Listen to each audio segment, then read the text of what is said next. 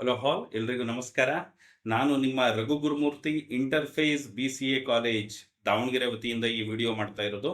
ಈ ವಿಡಿಯೋನ ಯಾರಿಗೆ ಅಡ್ರೆಸ್ ಮಾಡ್ತಾ ಇದ್ದೀವಿ ನಾವುಗಳು ಅಂತ ಅಂದರೆ, ಇವಾಗ PUC ಪಾಸ್ ಆಗಿರುವಂತಹ ವಿದ್ಯಾರ್ಥಿಗಳು, ಐದರ್ ಸೈನ್ಸ್ ಆಗಿರ್ಬೋದು ಅಥವಾ ಕಾಮರ್ಸ್ ಬ್ಯಾಕ್ಗ್ರೌಂಡ್ ಆಗಿರ್ಬೋದು, ಜೊತೆಗೆ ಅವರ ಪೇರೆಂಟ್ಸ್. ಇವಾಗ PUC ಪಾಸ್ ಆದಮೇಲೆ ಒಂದು ಸಹಜವಾಗಿರೋ ಪ್ರಶ್ನೆ ಇರುತ್ತೆ, ನೆಕ್ಸ್ಟ್ ಏನು ಮಾಡಬೇಕು ಅಂತ. ನೆಕ್ಸ್ಟ್ ನೀವುಗಳು ಕಂಪ್ಯೂಟರ್ ಸೈನ್ಸಲ್ಲಿ ಏನಾದ್ರೂ ನಿಮ್ಮ ಕೆರಿಯರ್ನ ಪ್ಲ್ಯಾನ್ ಮಾಡ್ತಾ ಇದ್ದೀರಿ ಅಂತ ಅಂದರೆ, ನೀವು ಕಂಪ್ಯೂಟರ್ ಸೈನ್ಸ್ ರಿಲೇಟೆಡ್ ಡಿಗ್ರಿಗಳನ್ನ ಮಾಡಬೇಕಾಗುತ್ತೆ. ಒಂದು ಏನಪ್ಪ, ಕಂಪ್ಯೂಟರ್ ಸೈನ್ಸ್ ರಿಲೇಟೆಡ್ ಡಿಗ್ರಿ ಅಂದಾಗ ಏನೆಲ್ಲ ಆಪ್ಷನ್ಸ್ ಇದೆ. ಇಂಜಿನಿಯರಿಂಗ್ ಕಂಪ್ಯೂಟರ್ ಸೈನ್ಸ್ ಆಗಿರ್ಬೋದು, ಇನ್ಫಾರ್ಮೇಷನ್ ಸೈನ್ಸ್ ಆಗಿರ್ಬೋದು, ಬೇರೆ ಬೇರೆ ಬ್ರಾಂಚಸ್ ಇದೆ. ಇವಾಗ artificial intelligence, machine learning, something like data science ಅಂತ. ಅದಾದಮೇಲೆ ನೆಕ್ಸ್ಟ್ ಇನ್ನೊಂದು ಡಿಗ್ರಿ ಇರೋ ಆಪ್ಷನ್ ಯಾವುದಪ್ಪ ಅಂತ ಅಂದರೆ BCA. ಇದಾದಮೇಲೆ next BSc computer science.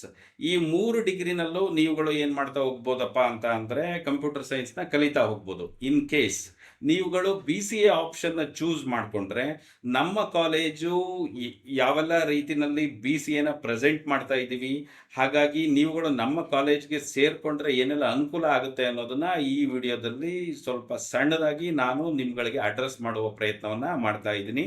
So ಇಲ್ಲಿ ಹೇಳಬೇಕಪ್ಪ ಅಂತ ಅಂದರೆ, ನಮ್ಮ ಕಾಲೇಜು ಬಂದ್ಬಿಟ್ಟು interface college of computer applications ಅಂತ. ಸೊ ಕಾಲೇಜ್ ಪೂರ್ತಿ ಹೆಸರು ಬಂದ್ಬಿಟ್ಟು interface college of computer applications ಅಂತ. ಈ ನಮ್ಮ ಕಾಲೇಜು ಲೊಕೇಟ್ ಆಗಿರೋದು ಎಲ್ಲಪ್ಪ ಅಂತ ಅಂದರೆ, ಆಂಜನೇಯ ಬಡಾವಣೆ 18ನೇ ಕ್ರಾಸಲ್ಲಿ ನಮ್ಮ ಕಾಲೇಜು ಏನಾಗಿದೆ, ಲೊಕೇಟ್ ಆಗಿದೆ. ನಾನಿಲ್ಲಿ ಇದರಲ್ಲಿ ಗೂಗಲ್ ಮ್ಯಾಪಲ್ಲಿ ತೋರಿಸ್ತಾ ಬರ್ತೀನಿ. BIT ಕಾಲೇಜ್ಗೆ ನೀವು ಹೋಗ್ತಾ ಇದ್ದೀರಿ ಅಂತ ಅಂದರೆ 18ನೇ ಕ್ರಾಸಲ್ಲಿ ಇಲ್ಲೊಂದು ಮಹಾಲಕ್ಷ್ಮಿ ಕೇಕ್ ಕಾರ್ನರ್ ಅಂತ ಬೇಕ್ರಿ ಇದೆ. ಬೇಕ್ರಿ ಆಪೋಸಿಟ್ ಬಂದ್ಬಿಟ್ಟು ವೈಷ್ಣವಿ ಚೇತನ PU ಕಾಲೇಜ್. ಸೊ ಅದರ ಆಪೋಸಿಟ್ ಬಿಲ್ಡಿಂಗ್ಗೆ ಇದು ಏನಪ್ಪ ಅಂತ ಅಂದರೆ ಇಂಟರ್ಫೇಸ್ BCA ಕಾಲೇಜ್. ಸೊ ಈ ಇಂಟರ್ಫೇಸ್ BCA ಕಾಲೇಜ್ದು ಲೊಕೇಶನ್ ನಿಮಗೆ ಗೊತ್ತಾಗಿದೆ ಅಂದ್ಕೊಂಡಿದ್ದೀನಿ. ಇಲ್ಲಿ ನಾವುಗಳು ಎಕ್ಸ್ಕ್ಲೂಸಿವ್ಲಿ ಏನನ್ನ ನಾವುಗಳು ಆಫರ್ ಮಾಡ್ತಾ ಇದ್ದೀವಿ ಅಂತ ಅಂದರೆ, BCA ಮಾತ್ರ ಆಫರ್ ಮಾಡ್ತಾ ಇದ್ದೀವಿ. BCA ಡಿಗ್ರಿ ಬಿಟ್ಟು ನಮ್ಮಲ್ಲಿ ಬೇರೆ ಯಾವ ಡಿಗ್ರಿನೂ ಇಲ್ಲ. ಸೊ ಜೊತೆಗೆ ಎಷ್ಟು ಸೀಟ್ಸ್ ಇದೆಯಪ್ಪ ಅಂತ ಅಂದರೆ, 60 ಸೀಟ್ಸ್ ಇಟ್ಕೊಂಡು ನಾವು ಆಫರ್ ಮಾಡ್ತಾ ಇದ್ದೀವಿ. ಒಂದೇ ಸೆಕ್ಷನ್ನು BCA ಇರೋದು. ಹಾಗಾಗಿ ಇವಾಗ ನಮ್ಮಲ್ಲಿ ಹೇಳಬೇಕಪ್ಪ ಅಂತ ಅಂದರೆ, 3 ಸೆಕ್ಷನಿಂದ ಸೇರಿ first year, second year, third year 170+ members students ನಮ್ಮಲ್ಲಿ BCA ಕಲಿತಾ ಇದ್ದಾರೆ.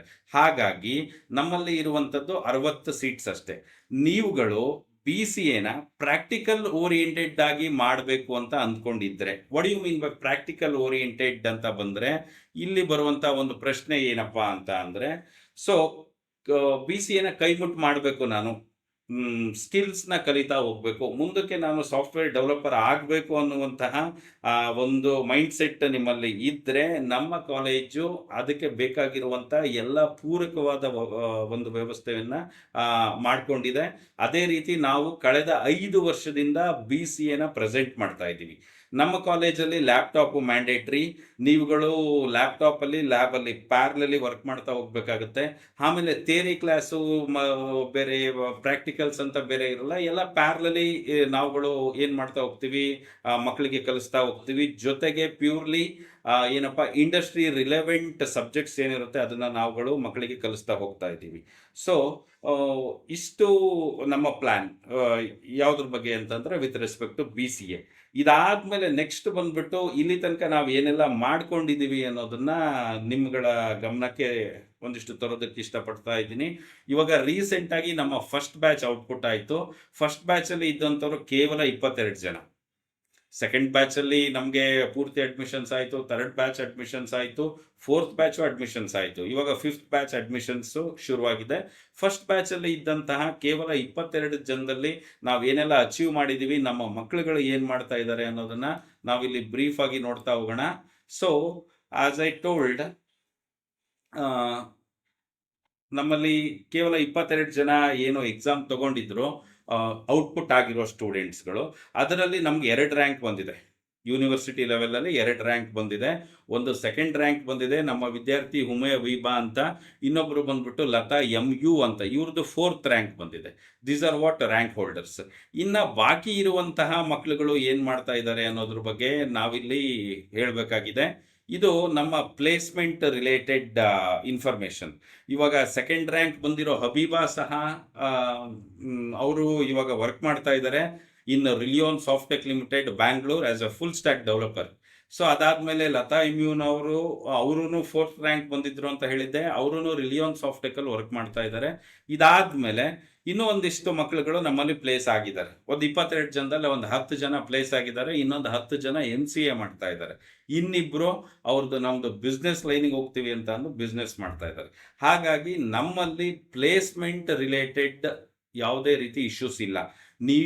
ನಿಮ್ಗಳಿಗೆ ಕಲಿಯೋ ಮನಸ್ಥಿತಿ ಇದ್ರೆ, ಮಗುಗೆ ಕಲಿಯೋ ಮನಸ್ಥಿತಿ ಇದೆ, ನಾನು ಪ್ಯಾಷನೇಟ್ ಆಗಿ ಕಂಪ್ಯೂಟರ್ ಸೈನ್ಸ್ನ ಕಲಿತೀನಿ ಅನ್ನುವಂತಹ ಒಂದು ಮೈಂಡ್ ಸೆಟ್ ಇದ್ರೆ ಪ್ಲೇಸ್ಮೆಂಟ್ ಆಗೋದು that is not a big deal. But the thing is, ನಾನು ಕಂಪ್ಯೂಟರ್ ಸೈನ್ಸ್ನ ಪ್ಯಾಷನೇಟ್ ಆಗಿ ಕಲಿತೀನಿ, ಅದಾದ್ಮೇಲೆ ನನ್ನ ಪ್ರಾಬ್ಲಮ್ ಸಾಲ್ವಿಂಗ್ ಎಬಿಲಿಟಿನ ನಾನು ಇಂಪ್ರೂವ್ ಮಾಡ್ಕೊತೀನಿ, ಪ್ರಾಕ್ಟಿಕಲ್ ಓರಿಯೆಂಟೆಡ್ ಆಗಿ ನಾನು ಎಲ್ಲ ಕಾನ್ಸೆಪ್ಟ್ಸ್ಗಳನ್ನ ಕಲಿತಾ ಹೋಗ್ತೀನಿ ಅನ್ನುವಂತಹ ಮೈಂಡ್ ಸೆಟ್ ನಿಮ್ದಾಗಿದ್ರೆ ಪ್ರಾಬಬಲಿ ಅದಕ್ಕೆ ಬೇಕಾಗಿರುವಂತಹ ಎಲ್ಲ ಪ್ಲ್ಯಾಟ್ಫಾರ್ಮ್ಸ್ನೂ ನಾವುಗಳು ಪ್ರೊವೈಡ್ ಮಾಡ್ತಾ ಬರ್ತೀವಿ.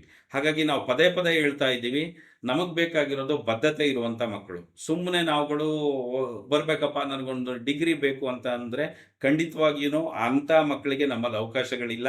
ನಾವು ರಿಟರ್ನ್ ಟೆಸ್ಟ್ ಕೊಟ್ಬಿಟ್ಟು ಒಂದು ಕೌನ್ಸಿಲಿಂಗ್ ಮಾಡಿ ಅವರಲ್ಲಿ ಕಲಿಯುವಂಥ ಆಸಕ್ತಿ ಇದೆಯಾ ಇಲ್ವಾ ಅನ್ನೋದನ್ನು ನಾವುಗಳು ಕ್ರಾಸ್ ಚೆಕ್ ಮಾಡಿಕೊಂಡು ನಾವು ಅಡ್ಮಿಷನ್ ಕೊಡೋದು. ಹಾಗಾಗಿ ನಮಗೆ ಬೇಕಾಗಿರೋ 60 ಸೀಟ್ಗಳನ್ನ ನಾವು ಫಿಲ್ ಮಾಡ್ಕೊತ ಇರೋ ರೀತಿ ಇದು. ನಿಮ್ಮಲ್ಲಿ ನಿಮ್ಮ ಮಗು ಆಗಿರ್ಬೋದು ಅಥವಾ ಈ ವಿಡಿಯೋನ ಸ್ಟೂಡೆಂಟೇ ನೋಡ್ತಾ ಇದ್ರು ನಿಮಗೆ ಆ ರೀತಿಯಾದಂಥ ಮನಸ್ಥಿತಿ ಇದ್ದರೆ, ನನಗೂ ಕಂಪ್ಯೂಟರ್ ಸೈನ್ಸ್ನ ಚೆನ್ನಾಗಿ ಕಲ್ತ್ಬಿಟ್ಟು ನನ್ನ ಕಾಲ ಮೇಲೆ ನಾನು ನಿಂತ್ಕೊಳ್ತೀನಿ ಅನ್ನುವಂಥ ಒಂದು ಮನಸ್ಥಿತಿ ಇದ್ದರೆ, ನಿಮ್ಗಳಿಗೆ ನಮ್ಮ ಇಂಟರ್ಫೇಸ್ BCA ಕಾಲೇಜು ತುಂಬ ಒಳ್ಳೆಯ ಒಂದು ಆಪರ್ಚುನಿಟಿನ ಪ್ರೊವೈಡ್ ಮಾಡ್ತಾರೆ. ಅದರಲ್ಲಿ ಯಾವುದೇ ಎರಡು ಮಾತಿಲ್ಲ. ಯಾಕೆಂದರೆ 22 ಜನದಲ್ಲಿ 2 ರ್ಯಾಂಕ್ ತೊಗೊಂಡು ಬಂದುಬಿಟ್ಟು 10ಕ್ಕಿಂತ ಹೆಚ್ಚಿಗೆ ಜನನ ಪ್ಲೇಸ್ಮೆಂಟ್ ಮಾಡಿಸಿದ್ದೀವಿ. ಈ ಸರಿನೂ ತುಂಬ ಒಳ್ಳೆ ಪ್ಲೇಸ್ಮೆಂಟ್ಸ್ ಆಗುವಂಥ ಎಲ್ಲ ಲಕ್ಷಣಗಳಿದೆ. ನಮ್ಮ ಸ್ಟೂಡೆಂಟ್ ಒಬ್ಬರು ರೀಸೆಂಟಾಗಿ ವಿಪ್ರೋಗೆ ಜಾಯ್ನ್ ಆಗಿದ್ದಾರೆ. ಈ ವಿಡಿಯೋ ಮಾಡ್ತಾ ಇರಬೇಕಾದ್ರೆ ಹೇಳ್ತಾ ಇರೋದು.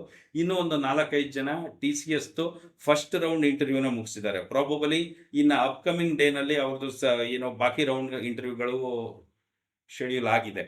ಸೊ ಹಾಗಾಗ್ಬಿಟ್ಟು ನೀವುಗಳು ಇದೊಂದು ಮೈಂಡ್ ಸೆಟ್ ಇದ್ದರೆ ನಮ್ಮಲ್ಲಿ BCA ಮಾಡ್ಕೊಳ್ಳೋದಕ್ಕೆ ಒಳ್ಳೆಯಾದ ಒಂದು ಏನಿದೆ ವಾತಾವರಣ ಇದೆ.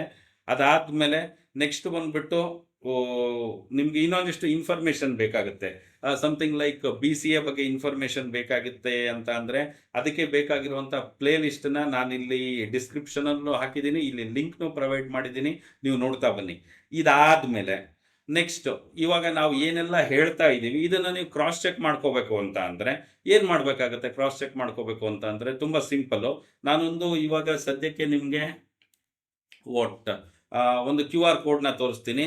ಆ QR ಕೋಡ್ನ ನೀವುಗಳು ಸ್ಕ್ಯಾನ್ ಮಾಡಿಕೊಂಡ್ರೆ ನಿಮಗೆ ಕ್ಲಾರಿಟಿ ಸಿಗುತ್ತೆ.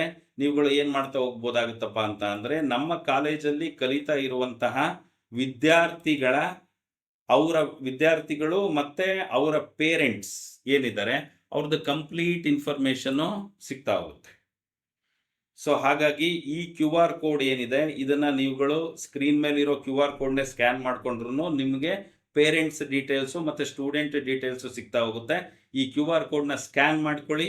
ನೀವುಗಳು ಅದರಲ್ಲಿ ನಂಬರ್ ಸಿಗುತ್ತೆ, ಅವ್ರಗಳಿಗೆ ಫೋನ್ ಮಾಡಿ ನಮ್ಮ ಪ್ರೋಸೆಸ್ ಏನು ಅಂತ ತಿಳ್ಕೊಳ್ಳೋ ಪ್ರಯತ್ನವನ್ನು ಮಾಡಿ.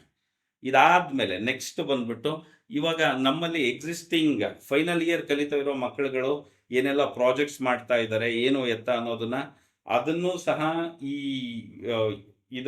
ಆ ಲಿಂಕನ್ನು ಸಹ ನಾನಿಲ್ಲಿ ಅಟ್ಯಾಚ್ ಮಾಡಿದ್ದೀನಿ. ಇದರದ್ದು ಲಿಂಕ್ಸ್ ಡಿಸ್ಕ್ರಿಪ್ಷನಲ್ಲೂ ಇರುತ್ತೆ. ಈ ಪ್ಲೇ ಲಿಸ್ಟಿಂದು ಅಲ್ಲೂ ನೀವು ನೋಡ್ತಾ ಹೋಗ್ಬೋದು.